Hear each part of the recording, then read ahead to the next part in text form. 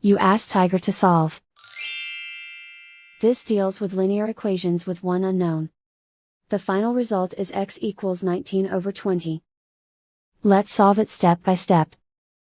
Group all constants on the right side of the equation.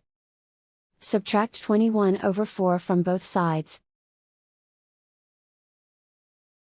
Combine the fractions. Combine the numerators.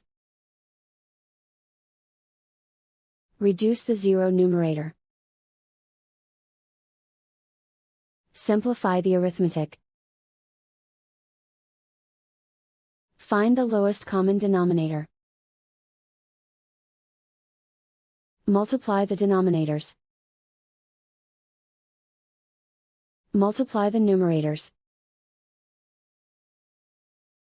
Combine the fractions. Combine the numerators.